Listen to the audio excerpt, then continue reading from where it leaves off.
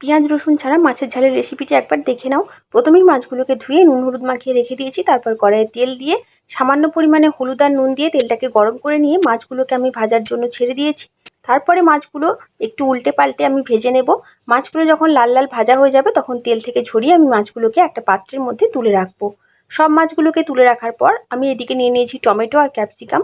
আর এবারে একটা মশলা তৈরি করব, তার জন্য সর্ষে পোস্ত নুন আর দেবো কাঁচা লঙ্কা। তারপর সামান্য জল দিয়ে মশলার একটা পেস্ট বানিয়ে নেব। মশলাটা রেডি করে সাইডে সরিয়ে রেখে মাছ ভাজার তেলের মধ্যে দিয়ে দিলাম 5 ফোড়ন আর 2টো কাঁচা লঙ্কা। এবারে একটু ভাজা ভাজা করে নেব। তারপরে টমেটো আর ক্যাপসিকাম দিয়ে এগুলোকেও একটু ভেজে নেব। এগুলো যখন ভাজা হয়ে যাবে তখন এর মধ্যে দিয়ে দেবো স্বাদ মতো নুন আর পরিমাণ মতো হলুদ গুঁড়ো আর কাশ্মীরি লঙ্কার গুঁড়ো। তারপর দিয়ে দিলাম সর্ষে পোস্তর পেস্ট। এবারে মশলার জার ধোয়া জলটা দিয়ে কিছুক্ষণ নাড়াচাড়া করে আমি একটু গ্রেভিটাকে ফুটিয়ে নেব। গ্রেভিটা ফুটে গেলে দিয়ে দেবো আগে থেকে ভেজে রাখা মাছ। এবারে মাছটাকে একটু ফুটিয়ে নিয়ে আমি গ্যাসের ফ্লেমটাকে অফ করে দিয়েছি। তারপর স্ট্যান্ডিং টাইমে থাকার পর দেখো মাছের ঝাল একদম রেডি।